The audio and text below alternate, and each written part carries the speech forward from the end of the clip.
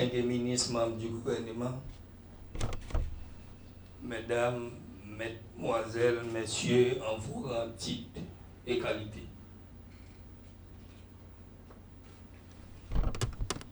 Les épreuves de la nation exigent de l'État haïtien un comportement adapté à la réalité de nos urgences, qui appellent des réponses immédiates. La célérité a toujours besoin de la grande lucidité. Ainsi, le chef de l'État a pris la décision d'intervenir sur le cabinet ministériel dans le but de renforcer la cohésion nécessaire à l'application de la politique d'austérité qui s'impose.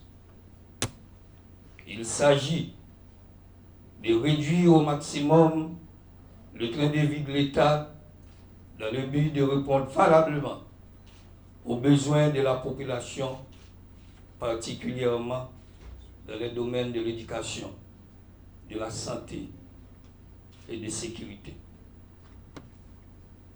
La complication est réelle et elle commande des mesures comme celle de regrouper les offices de certains ministères.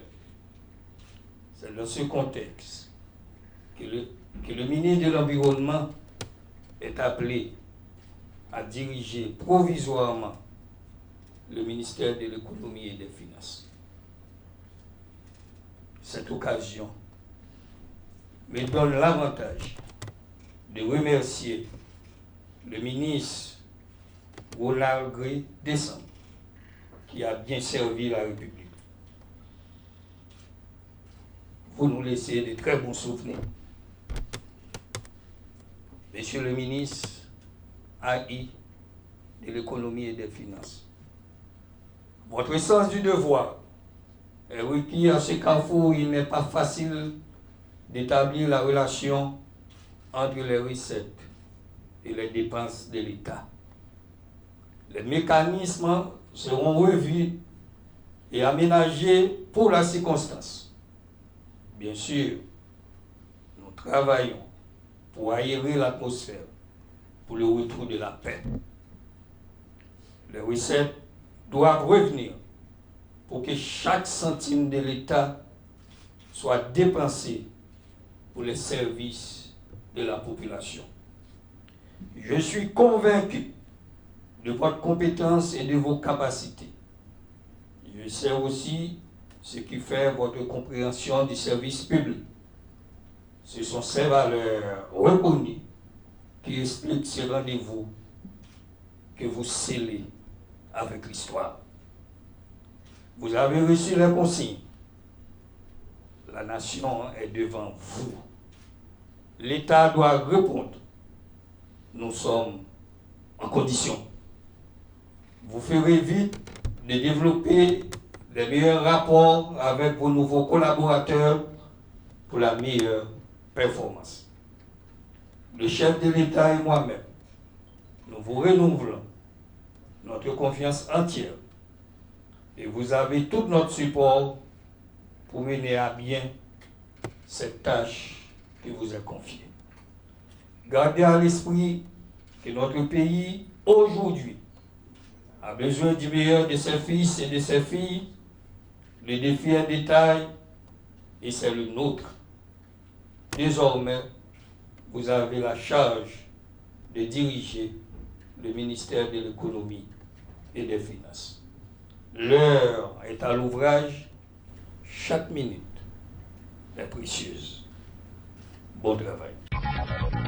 Monsieur le ministre du gouvernement, Monsieur le président, le chef de cabinet du Premier ministre, Monsieur le directeur général du ministère de l'Économie et des Finances, Mesdames et Messieurs les cadres du ministère, chers amis de la presse, Mesdames et Messieurs,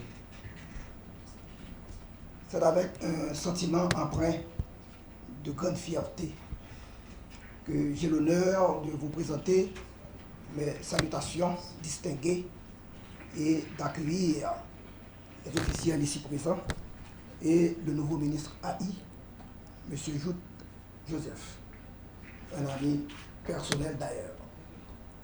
Au seuil de mes mots de circonstance, à l'occasion de mon départ du ministère de l'économie et des finances, je voudrais saluer, remercier le Premier ministre Jean Lapin, Michel Jean Lapin, pour son soutien durant mon service aux rênes de ce ministère, et je le prierai d'étendre l'expression de ma gratitude au président de la République pour l'opportunité offerte ainsi de servir mon pays pour sa confiance durant mon mandat. Je laisse le ministère ce matin 30 septembre 2019 au terme de l'exercice en cours après exactement 38 années de service continu suite aux 2 années de formation à l'ENAF, École nationale d'administration financière, où j'avais été admis sur concours en novembre 1979. J'avais débuté à titre de transcripteur au fichier central national, précurseur de la base de données de la carte d'identité fiscale. Au fil des années, j'ai pu réaliser ma maîtrise en France, suivre des programmes de formation pertinentes, gravir tous les échelons avant d'occuper différentes fonctions, tantôt à la direction de l'inspection fiscale, à la direction générale du budget, à la direction générale du ministère de l'économie et des finances, pour me hisser au poste de secrétaire d'État à la réforme fiscale, puis secrétaire d'État aux finances, pour finalement accéder au poste de ministre de l'économie et des finances. Durant ma longue carrière, pratiquement une vie, j'ai eu l'opportunité de participer à de grands chantiers au sein de ce ministère. Sans vouloir soumettre une liste exhaustive de mes réalisations, compte tenu des circonstances particulières de la cérémonie du jour, je veux quand même rappeler ma participation aux grandes réformes entreprises au niveau des finances publiques et de la fiscalité.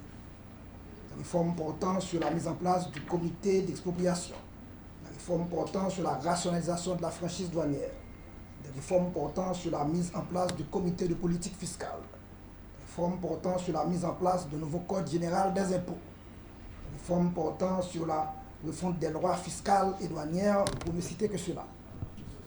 Le contexte particulier du paysage économique et politique de la République d'Haïti, lors de ma nomination à ce poste de titulaire du ministère de l'économie et des finances, que d'aucuns appellent argentier de la nation, ne m'a pas permis de réaliser complètement les grands projets entrepris pour les changements et réformes nécessaires à la conduite et à la gestion efficiente des finances publiques de l'État. Mais je me targue d'avoir pu, tant bien que mal, les maintenir à flot dans l'intérêt supérieur de l'administration publique et l'esprit de continuité de l'État. Ici encore, je ne saurais présenter le bilan de ma gestion, mais l'histoire retiendra mes efforts pour sauvegarder un minimum d'équilibre dans la gestion des finances publiques, de contenir le déficit budgétaire à un niveau acceptable afin de ne pas aggraver le seuil de financement monétaire qui est resté stable durant tout mon mandat. Je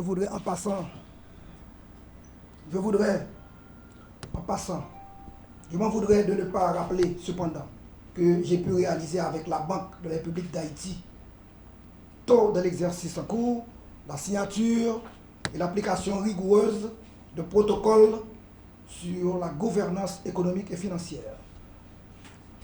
L'administration est parvenue en mars dernier à négocier avec la mission du Fonds monétaire international un nouveau programme de facilité élargie de crédit devant servir dès la signature du Conseil du Fonds des décaissements cumulés en faveur du pays et représenter environ 100% de la quote-part d'Haïti. De plus, nous avons pu adopter et opérationnaliser tout un train de mesures vers la restriction des dépenses et l'austérité budgétaire, tout en répondant aux grandes urgences conjoncturelles. Actuellement, le financement monétaire n'a pas encore dépassé les 8 milliards de gouttes prévus lors de sa signature. On a dû maintenir les dépenses à un niveau tel que l'on est en deçà de ce seuil, et ce qui vaut les bonnes performances que vous constatez de nos jours en termes de finances publiques. En remettant le tablier à mon successeur, j'ajoute, ce que je fais d'ailleurs sans regret aucun, avec la satisfaction entière d'avoir servi le pays, selon ma compréhension, mes compétences et mon sens profond du patriotisme et dans l'esprit d'œuvrer dans l'intérêt du bien collectif. Je souhaite au ministre Jout une excellente mission. Il sera, sans l'ombre d'un doute, bien encadré et soutenu par des collaborateurs efficaces et efficients au sein de cette administration. Je saisis cette opportunité pour saluer et remercier la collaboration de tous ceux, tout au long de ces 4 décennies, m'ont permis d'évoluer, de grandir et d'apporter ma contribution au travail collectif de l'administration des finances de la République d'Haïti. Je ne saurais les citer tous, il y en a beaucoup, à tous les niveaux de la hiérarchie, qui jusqu'à ce couronnement de carrière, avec lesquels j'ai pu construire, renforcer, revoir, modifier, réajuster et poursuivre l'œuvre de gestion de la chose publique. Je salue leur travail et je les remercie du plus profond du cœur. Les agents du Grand MEF, comme nous le plaisons à appeler cet ensemble constitué au ministère central, de ses services extérieurs et organismes autonomes, travaillent sans relâche, en tout temps, catastrophes naturelles ou bouleversements politiques, sociaux et économiques, à poursuivre avec dévouement et compétence le service et la mission qui leur sont confiés. Qu'ils trouvent ici mes remerciements chaleureux et sincères. À tous, je souhaite bonne continuation. Je vous exhorte à maintenir la qualité de votre travail, de votre présence, de votre dévouement à la gestion de la chose publique. Je salue particulièrement les jeunes techniciens du ministère. Je les incite à la patience, au travail minutieux et régulier, à une excellente performance dans l'esprit de service transversal et durable au ministère de l'Économie et des Finances. Que mon exemple soit pour vous un encouragement à l'ardeur, à la constance, à l'effort nécessaire, à l'intégrité, à la moralité pour assumer progressivement les responsabilités qui vous sont dévolues. Au terme de mes propos, je me dois de présenter à nouveau l'expression de ma sincère gratitude aux représentants de toutes les institutions financières nationales et internationales qui m'ont accompagné tout au cours de ma mission et qui n'ont jamais marchandé leur collaboration au ministère lorsqu'il s'agit d'adopter des mesures, le financement des projets devant garantir le développement et la soutenabilité de l'économie nationale. Que le grand architecte de l'univers, les dieux tutélaires de la nation, protège le ministère de l'Économie et des Finances et qu'il protège notre République. Mesdames, Messieurs les directeurs généraux, cadres et employés du ministère des Finances, Mesdames, Messieurs les partenaires techniques et financiers internationaux, Mesdames, Messieurs de la presse parlée, écrite, télévisée et en ligne, Mesdames, Messieurs les invités. C'est pour moi un grand honneur de prendre la parole en ce jour à l'occasion de mon installation comme ministre AI de l'Économie et des Finances. Je remercie Dieu dans sa miséricorde qui, parmi tous les fils de la nation haïtienne, a fait choix de ma petite personne pour occuper cette haute et distinguée fonction en ces moments difficiles que connaît notre pays. Aussi, je profite de cette occasion pour remercier le Premier ministre AI, son Excellence M. Jean-Michel Lapin, pour avoir présenté mon choix comme ministre AI de l'Économie et des Finances, choix que j'accepte avec beaucoup d'humilité. Monsieur le Premier ministre Kahi, je vous prie de bien vouloir transmettre mes chaleureux remerciements et toute ma gratitude au Président de la République, Son Excellence Jovenel Moïse, pour toute la confiance placée en moi, et je promets de m'attacher à remplir cette fonction à la dimension de son estime et du respect qu'il me porte. Monsieur le ministre et collègues amis, Ronald Gré Décembre, mis à part les relations d'amitié que nous avons tissées pendant plusieurs années, j'ai eu également l'opportunité et la chance de travailler à vos côtés. Je ne sais pas quel vocable utiliser pour décrire le professionnalisme et l'abnégation avec laquelle vous avez servi la nation. Je vous ai suivi pendant les 30 dernières années. La qualité de votre travail en tant que technicien chevronné est sans conteste. Vous avez accompli un travail de géant malgré la situation très précaire que connaît le pays depuis un certain temps. Le pays aura reconnu en vous un homme de hauteur, comme on le dit souvent. Mesdames, Messieurs, je suis conscient de la somme de travail qui m'attend à un moment où l'économie du pays est en lambeaux. Le peuple est désespéré et impatient. Des protestations, des casses à longueur de journée, des villes et des routes coupées, une administration publique qui peine à se relever à chaque coup de semonce. Bref, tous les indicateurs macroéconomiques sont au rouge, une classe possédante aux abois, la classe moyenne est à genoux, alors que le reste de la population est appauvrie, affaiblie, dépourvue de tout. Nous devons faire face à toutes les vicissitudes de la vie. Et fort de ce constat, nous n'avons pas le droit de baisser les bras. Aussi, je sollicite l'apport de tout le monde, que vous soyez riche ou pauvre, pour pouvoir ou opposant. Je me rappelle aujourd'hui le discours qu'avait prononcé mon cher ami Décembre lors de son installation l'année passée. Il avait fourni des chiffres à partir des données de la Direction des études économiques et des prévisions du MEF sur le PIB. PIB à prix constant qui n'augmenterait pas de X à la fin de l'exercice en cours, vous vous souvenez, mon cher ami, par rapport au niveau atteint durant l'année fiscale 2016-2017.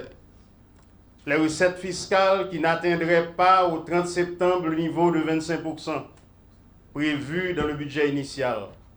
Les meilleures estimations prévoyaient de préférence un niveau de 17%. Le taux de change avait franchi la barre de 70 gouttes pour $1.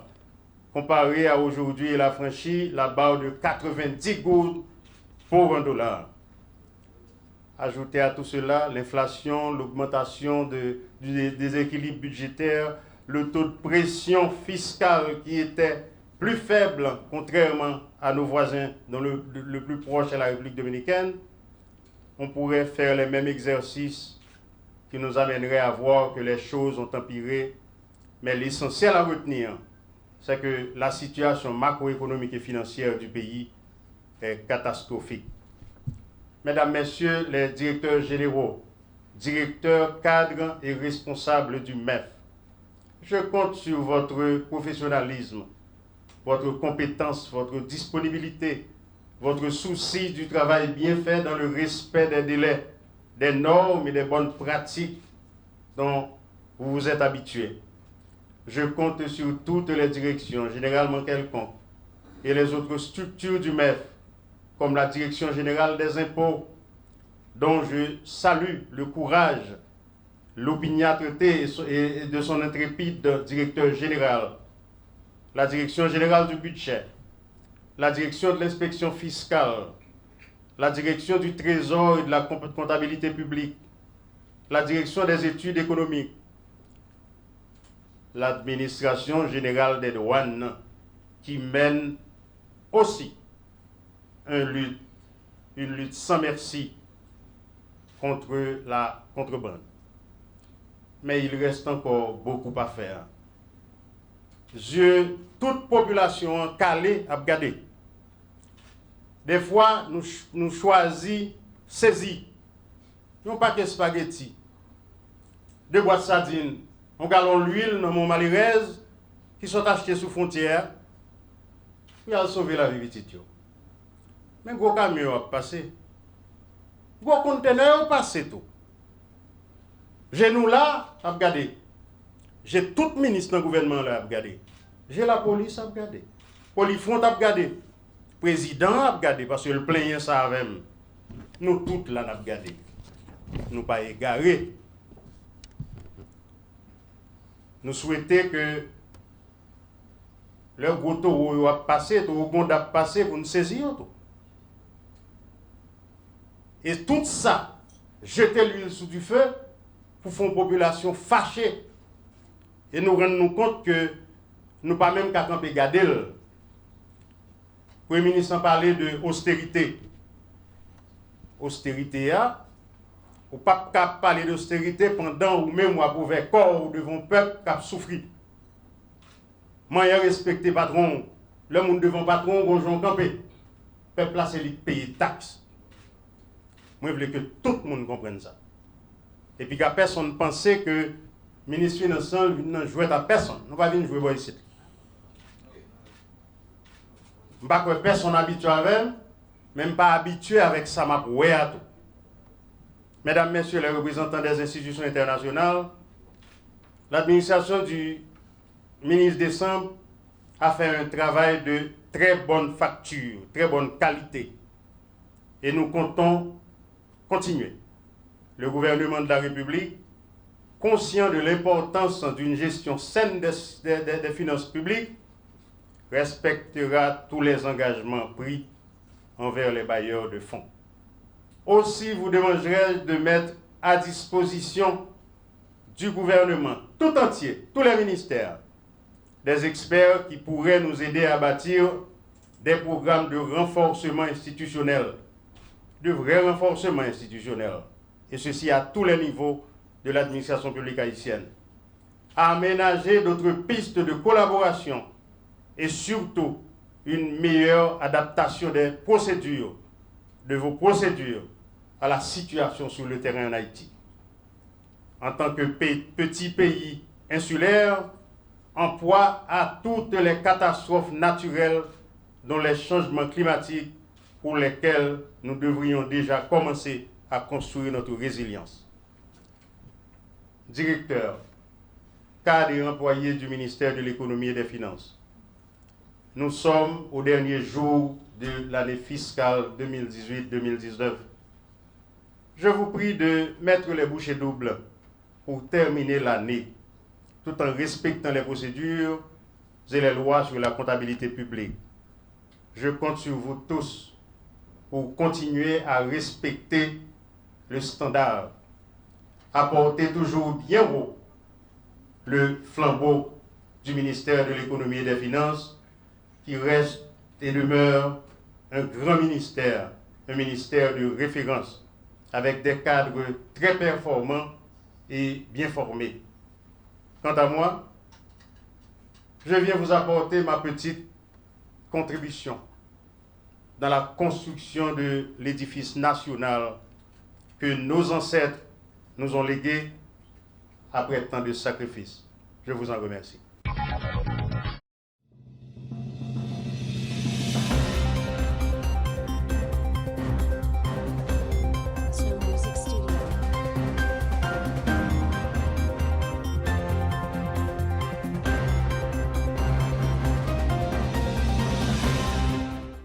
Monsieur le ministre du Commerce et de l'Industrie, Monsieur le directeur général du ministère du Commerce et de l'Industrie, Monsieur le directeur général du ministère de la Défense, Monsieur le directeur de cabinet, Mesdames, Messieurs les cadres du ministère du Commerce et de l'Industrie. j'ai le grand privilège aujourd'hui de procéder à l'installation du docteur Enol Joseph comme ministre AI au ministère du Commerce et de l'Industrie. À un moment où notre pays fait face à d'énormes problèmes, à une crise politique et socio-économique, il est urgent pour l'État de prendre des mesures d'austérité. C'est dans ce contexte que le président de la République, son Excellence Jovenel Moïse, a décidé de réduire le cabinet ministériel à 12. Et parmi ces 12 ministres, Dr Enol Joseph, déjà ministre de la Défense, est devenu ministre AI du Commerce et de l'Industrie. Nous pensons que le temps qu'il fait, ce temps qui n'est pas bon, pousse l'État à faire de très bons choix, à choisir ses bons fils et ses bonnes filles capables de prendre des décisions qu'il faut pour trouver des pistes de solution à ces problèmes. Docteur Enol Joseph, que je ne peux pas présenter ici car il se passe de présentation, ancien ministre des Affaires sociales, actuel ministre de la Défense, ministre AI du Commerce et de l'Industrie, brillant intellectuel, homme d'affaires, pour ne citer que, pour ne pas blesser sa modestie. C'est comment agir pour trouver les résultats qu'il faut. Et il est condamné à travailler de façon à poser des actes pour permettre à cette population haïtienne qui souffre et qui attend d'être satisfaite. Le président de la République et le Premier ministre ont beaucoup de confiance en ce nouveau titulaire du ministère du Commerce et de l'Industrie. Sans vouloir plus palabrer, au nom du président de la République, son Excellence Jovenel Moïse, et au nom du Premier ministre Jean-Michel Lapin, je déclare investi dans ses fonctions le nouveau titulaire du ministère du Commerce et de l'Industrie, tout en lui souhaitant bon succès. Connaissant son savoir-faire, nous espérons qu'il va mettre en synergie toutes ses énergies pour bien atterrir et pour donner satisfaction à tous. Et nous espérons que l'ensemble des cadres du ministère, en commençant par le directeur général de ce ministère, eh bien, vont avoir un très bon collaborateur pour travailler ensemble. Bon succès, Monsieur le ministre. Ministre de l'Intérieur et des collectivités territoriales en même temps, Monsieur le directeur général du ministère du Commerce et de l'Industrie, mon ami directeur général du ministère de la Défense, Monsieur le DC, le directeur du cabinet du ministère de la Défense, membre du cabinet, Madame Kaline Joseph, qui est là, mon épouse, je vous salue, chers amis de la presse, parlée, télévisée, en ligne, écrite également. Je dois commencer par remercier mon collègue, mon ami de vieille date, et pour ses paroles, je dirais même élogieuses à mon endroit. Et je dois aussi lui dire que pour cette confiance, pour la façon dont il a parlé de moi, c'est vrai, on se connaît, ça fait un bon bout de temps, on a été même à l'université ensemble à une certaine époque. Bon, c'est vrai, il a été déjà à l'école normale terminée, et moi aussi j'avais déjà mon bac plus 6, j'étais déjà médecin, mais on a été à l'INAGI ensemble, il me connaît, on travaille ensemble avant le départ des Duvalier. Et on a l'habitude de discuter sur les problèmes du pays. C'est pour cela qu'il parle, je pense, ainsi à mon endroit. Je dois vous remercier tous de votre présence à mon installation en tant que ministre du Commerce et de l'Industrie. Je tiens à remercier le président de la République de m'avoir honoré une nouvelle fois de sa confiance dans ce gouvernement d'austérité et de développement durable. Monsieur le ministre, je vous prie de bien vouloir remercier le Premier ministre Jean-Michel Lapin.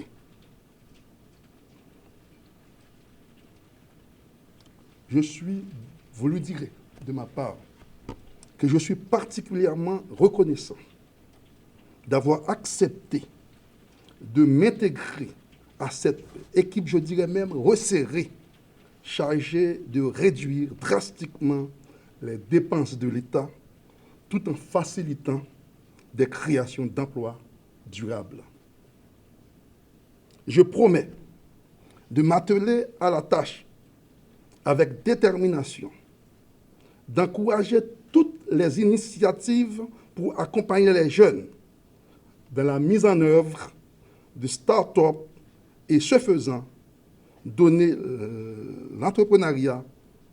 à l'entrepreneuriat la place de choix qu'il mérite dans le développement du pays.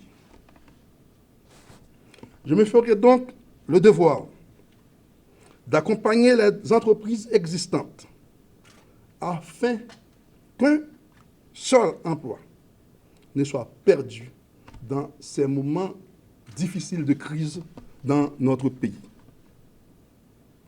Je vais dès aujourd'hui appeler, je dirais, les commissions tripartites.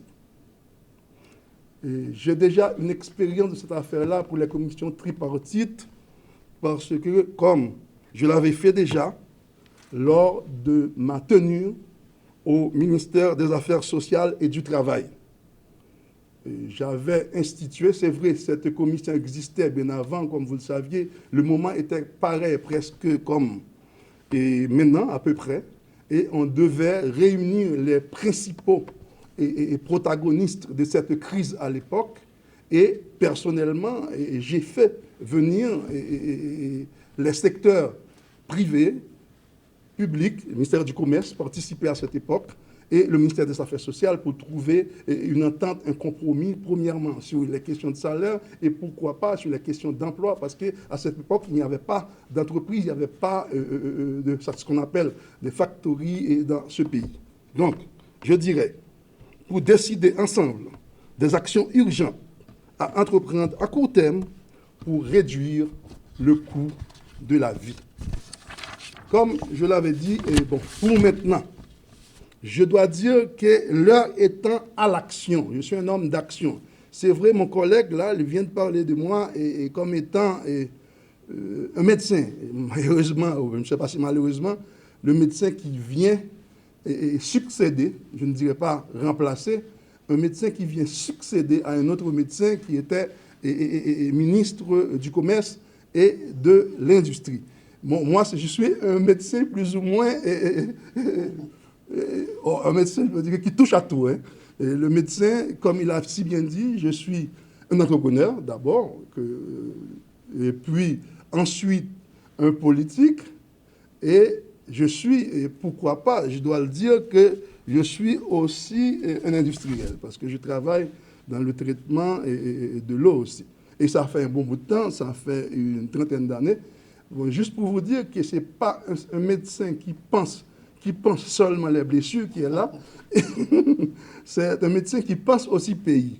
Et c'est pour cela, bon, peut-être le président et le Premier ministre, ils ont fait choix de moi à ce moment, je dirais même difficile, pour occuper provisoirement, j'ai bien dit, ce poste. Parce que là où je suis, il y a beaucoup de boulot. Et je leur ai parlé que de toute façon, c'est mon travail. La patrie, la nation m'a appelé et je dois normalement répondre à mes obligations de travailler surtout pour un dégel de la situation économique et politique, pourquoi pas sociale de ce pays. Comme je dis tantôt, l'heure étant à l'action, je remercie tous ceux qui m'ont soutenu, surtout vous autres, là, cadres du ministère du Commerce et de l'Industrie. J'ai une pratique de travail avec des collaborateurs. Je pense que vous allez voir, avec l'expérience avec nous, ici au ministère du Commerce, vous allez rencontrer peut-être une autre forme de collaboration avec nous, ici au ministère. Et je vous dirais dès maintenant, ne vous inquiétez pas, moi je compte, je crois beaucoup dans la compétence, je crois beaucoup dans la détermination également. Je sais qui vous êtes et je saurai vous utiliser, vous travailler avec vous au moment opportun, quand je le veux, et je sais que le directeur, bon, ne me l'a pas dit, mais je vois son dévouement là, la façon dont il travaille, la façon dont il procède là. Il m'a appelé dès ce matin là, pour me dire qu'il est disposé et disponible pour travailler avec nous. Donc moi aussi, je suis disposé et disponible pour travailler avec vous autres, la cadre du ministère. Je pense que normalement, vous ne serez pas déçus. Donc, juste pour vous dire, je vous remercie dès maintenant à l'avance et vous dire, nous sommes prêts pour travailler, pour passer à l'action en ce moment, je dirais même crucial de la vie nationale.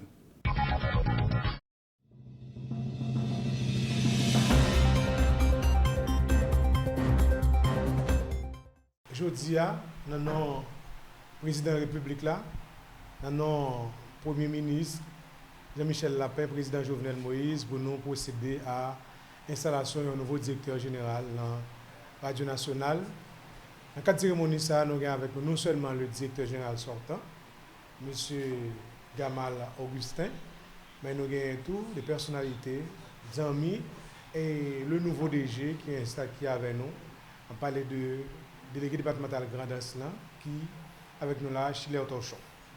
D'habitude, dans la cérémonie, les gens qui ont se déplacé, qui pourraient aller, ils toujours fait l'honneur pour faire passation et chapeau.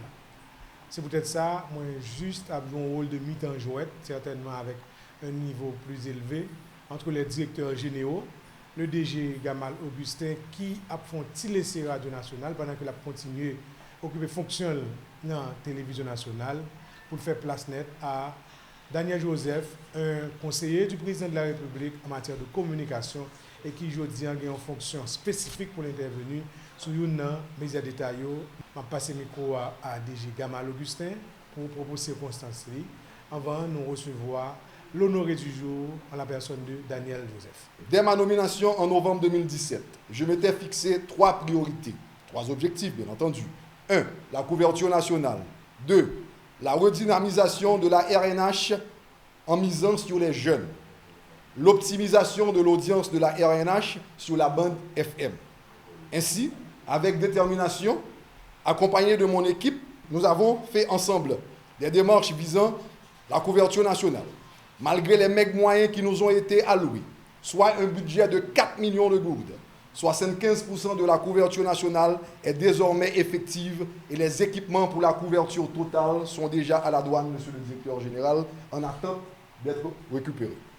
Nous avons inséré diverses émissions à caractère politique et socio-culturel, dont Haïti Magazine, Couleur Nationale, La Vie One, Tout sur le Parlement, Business PAM, Affaires publiques, Voix Femmes, Ambiance Hip-Hop, Cause Pays, et sans oublier le show de l'été.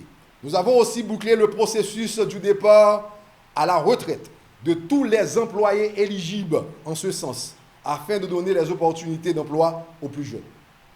Aussi, voudrais-je vous demander une faveur, monsieur le directeur général. Prenez bien soin de cette couverture nationale, car cela fait plus de 3 décennies que les paysans des zones reculées, les populations des villes de province ne pouvaient pas capter la radio nationale d'Haïti. Voilà que depuis plus de 4 mois, grâce aux 75% des travaux effectués, ils ont l'opportunité de recevoir les signaux de ce média d'État. Monsieur le secrétaire d'État, monsieur le directeur général de la TNH et directeur général sortant de la RNH, madame l'administratrice, mesdames et messieurs les chefs de service de la radio nationale, chers employés, et auditeurs, auditrices capteurs de nous là, amis qui accompagnent nous là, Je dis d'abord merci. Merci à président de la République, son Excellence Jovenel Moïse, qui a choisi nous comme directeur général de la Radio Nationale d'Haïti. Merci à la Première Dame qui a accompagné le président Jovenel Moïse dans toute action qu'elle a fait. Nous connaissons ça très bien, c'est support lui. Merci au Premier ministre qui lui-même a adhéré à choix ça, qui fait de ma personne le nouveau directeur général de la Radio Nationale d'Haïti. Monsieur le directeur sortant, oui, je sais combien de boulot que vous avez fait, combien est grand votre travail pour permettre à la Radio Nationale d'arriver aux quatre coins du pays. Et soyez-en sûrs, nous allons continuer avec cette couverture nationale qui est essentielle pour la divulgation ou la vulgarisation de la vision du président de la République, mais essentiellement aussi pour la connaissance de chaque Haïtien de tout ce qui se passe dans leur pays. Ça, soyez-en sûrs, monsieur le directeur. Je vais dire quelques mots pour parler, comment dire, ce n'est pas une réponse, mais c'est surtout pour acquiescer à ce que vient de dire le secrétaire général, le secrétaire d'État, c'est que la radio nationale, c'est une radio nationale. Ce qui veut dire, tout d'abord, la mission de la radio nationale, c'est d'informer toute la population sur les réalisations de l'État, d'informer la population sur ce que le gouvernement est en train de faire, d'informer la population sur les informations officielles. Aujourd'hui, dans la prolifération des médias sociaux, des médias électroniques, l'information officielle tend à disparaître. La radio nationale doit se situer dans cette ligne-là. Deuxième élément, la radio nationale doit avoir une mission de formation. Cette formation se tient aussi dans la fenêtre que vous avez dit, monsieur le secrétaire d'État, de laisser parler tout le monde, d'avoir de la place pour l'expression multipositionnement, si je peux l'utiliser. Eh bien oui, il faut que tout le monde soit capable de jouer un espace en radio nationale pour y parler. Radio nationale, ce n'est pas radio gouvernement, radio nationale, c'est radio chaque grain haïtien. Lila, pour le capable de vulgariser toute action gouvernement, mais Radio Nationale tout, il y a espace pour les gens qui ont des idées contraires à gouvernement. D'ailleurs, la vigueur de la démocratie dépend de l'opposition qui est faite à n'importe quel pouvoir. Monsieur le secrétaire d'État, soyez-en sûr, il va y avoir des émissions, il va y avoir de l'espace pour que les idées contraires puissent atterrir dans les ondes, sous les ondes, de la Radio Nationale. Troisième élément, aux employés, j'aimerais juste leur dire que Radio Nationale d'Haïti, depuis qu'elle existait, son fleuron, son lumière dans ce qui concernait vulgarisation de l'information dans le pays d'Haïti.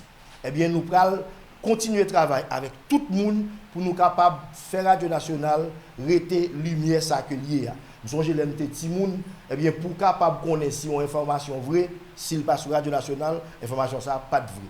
Eh bien, nous allons regarder pour nous comment nous travaillons ensemble pour que, eh bien, réputation ça, les renforcer, réputation ça, eh bien, les vini, j'entayé avant. Moi-même, comme directeur général, porte m'a toujours l'ouvrir. D'ailleurs, n'a capable de constater, porte m'a toujours l'ouvrir pour quel que soit employé, pour quelle que soit idée de programmation, idée technique, idée de contenu, pour capable permettre que, eh bien, programmation Radio Nationale vienne beaucoup plus étoffée.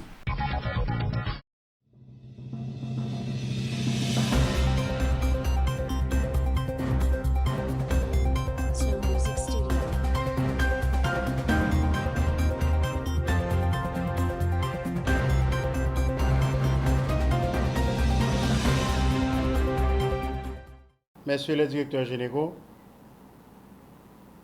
Messieurs les délégués et vice-délégués de l'arrondissement de Port-au-Prince, Mesdames, Messieurs de la presse parlée, écrite et télévisée, chers invités, Mesdames, Messieurs, au nom du Président de la République, Son Excellence M. Jovenel Moïse, et le Premier ministre, Son Excellence M.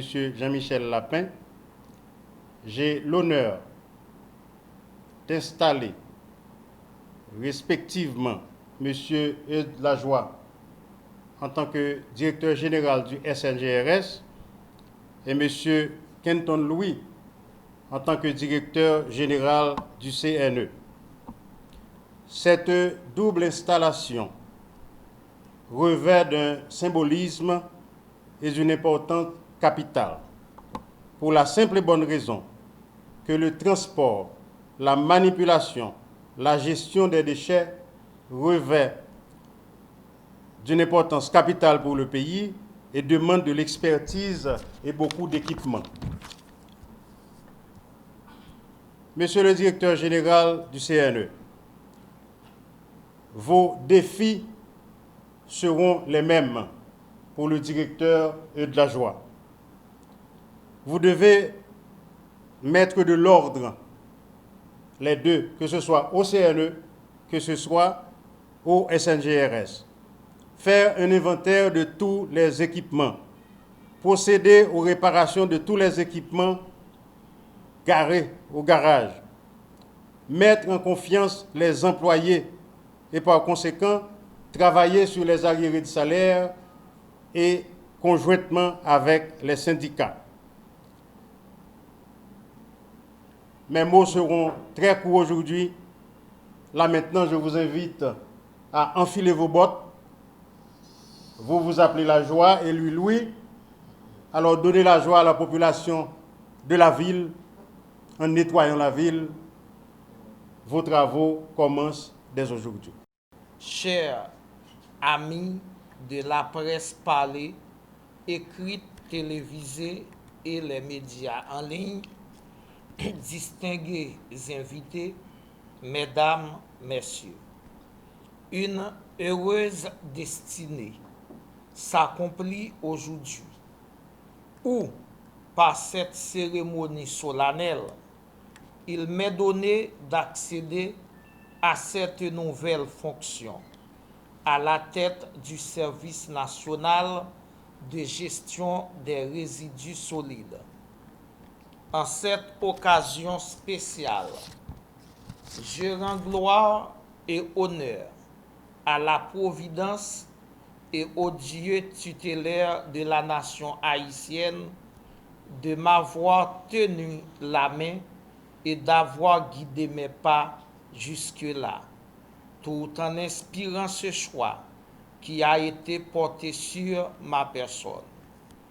Je remercie le chef de l'État, son Excellence M. Jovenel Moïse, ainsi que sa distinguée épouse, Madame Martine Moïse, pour la confiance à laquelle il me voue de m'avoir désigné pour occuper ce poste d'une si grande importance.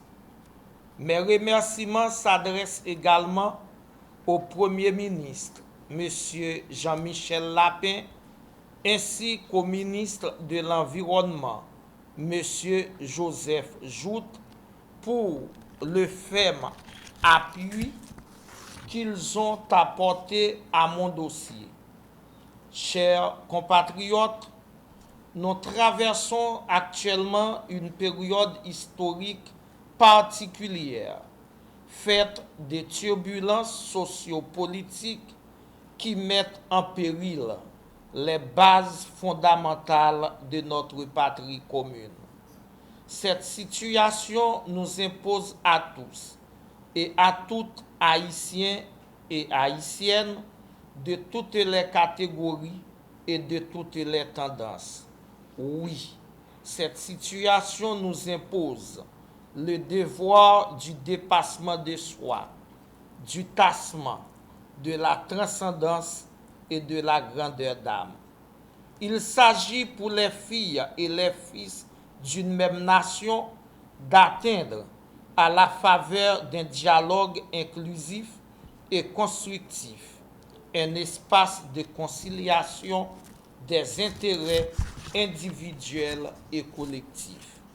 L'accomplissement de la mission qui est dévolue au SNGRS s'inscrit précisément dans cette dynamique de cohésion sociale.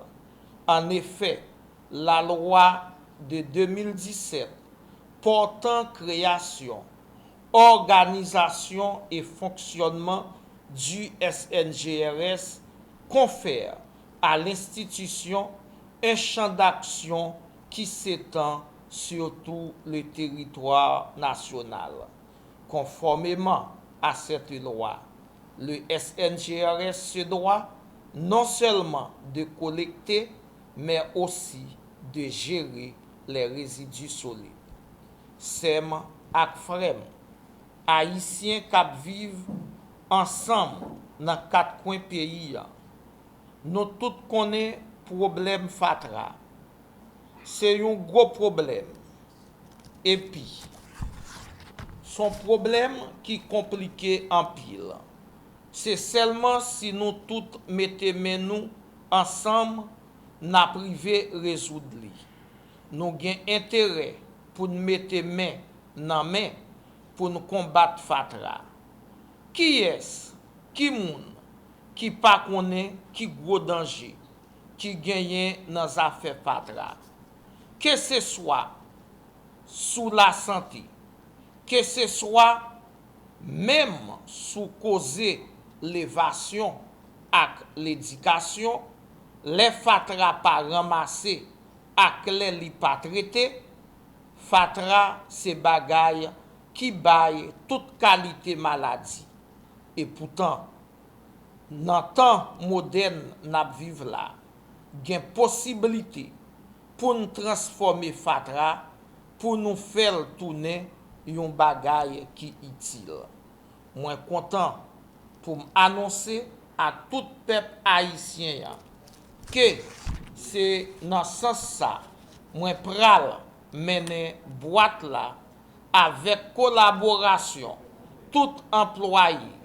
Moi pral faire tout ça moi capable pour me bailler bon genre résultat dans affaires collecter Fatra cap tailler banda dans pays et puis faire Fatra tourner yon bagay non ka fait l'argent avec Jean que feuille de route président république là son excellence monsieur Jovenel Moïse confie maintenant Dilia pour réussir faire ça moi pral travail sous ça qui t'est fait déjà avant et puis porter l'autre bagaille qui tout neuf dans domaine ça moi pas yon nèg qui paraissait moi quoi dans travail et moi kon travail moi pral faire tout ça m capable pour me faire tout pays à content si tout président république là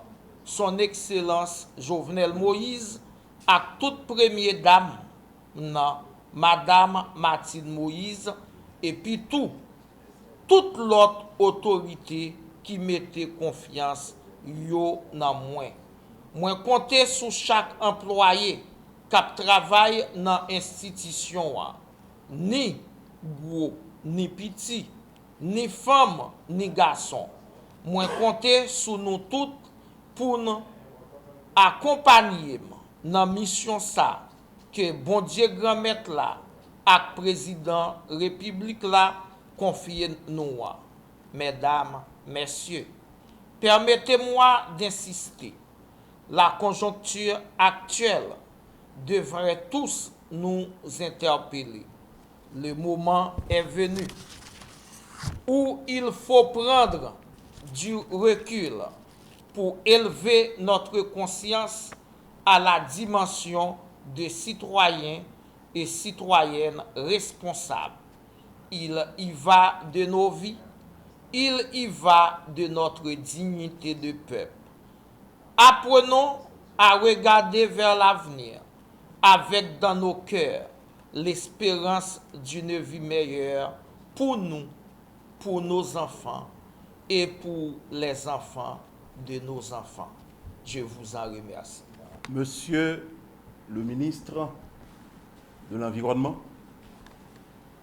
Monsieur le délégué départemental de l'Ouest, Monsieur le directeur général, Monsieur le porte-parole du gouvernement, Monsieur le vice-délégué de l'arrondissement de Port-au-Prince, mes camarades de combat, mes amis, mes frères, je vous salue tous. Aujourd'hui, c'est au nom de l'humilité et du patriotisme que je prends la parole à l'occasion de cette cérémonie solennelle au cours de laquelle Son Excellence Monsieur Joseph Joute procède à l'installation de ma personne comme directeur général du Centre national des équipements, CNE. Cette installation survient à un moment difficile de notre vie de peuple, marqué par des turbulences politiques perturbant le bon fonctionnement des pouvoirs publics.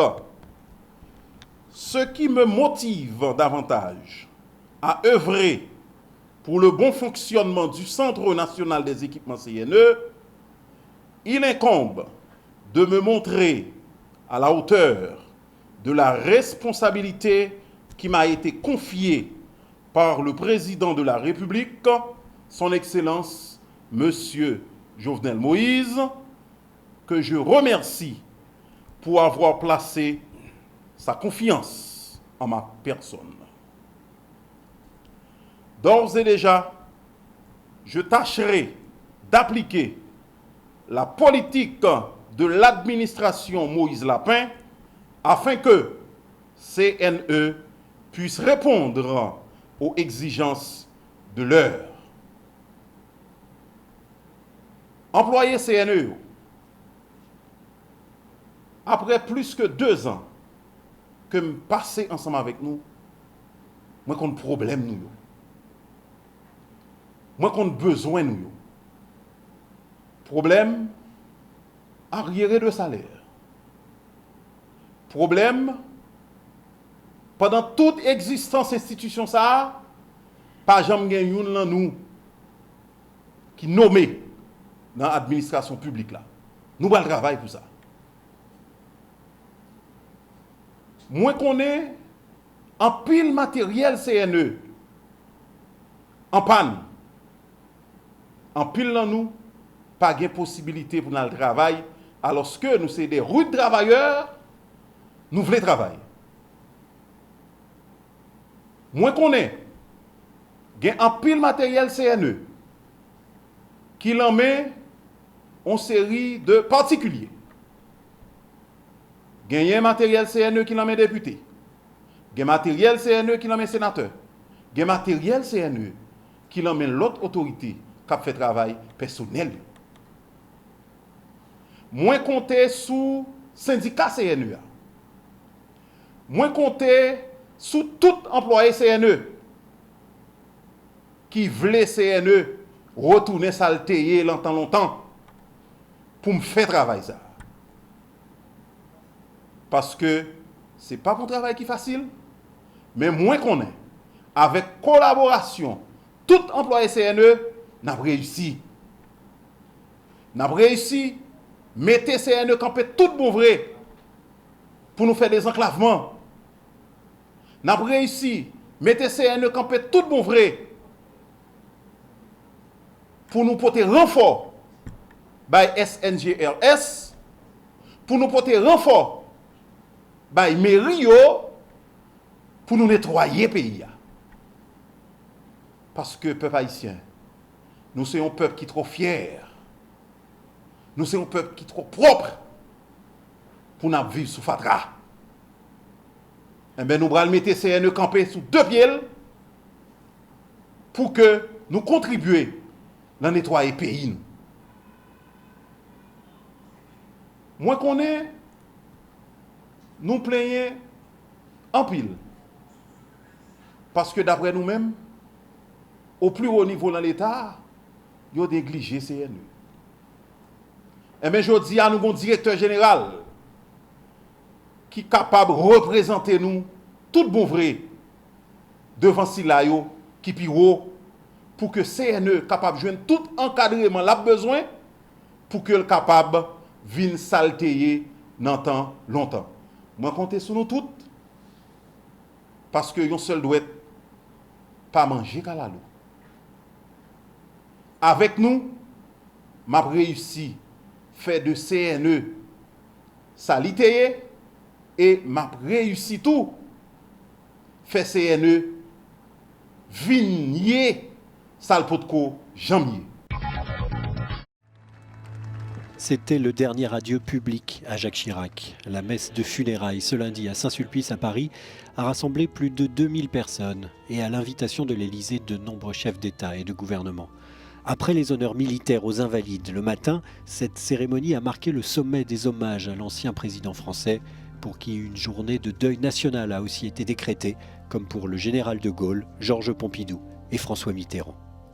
Adieu et merci, Monsieur Chirac. C'est par ces mots qu'a conclu son homélie Monseigneur Aupetit, archevêque de Paris, qui a souligné la fraternité, l'humanisme et la conscience écologique de l'ancien président.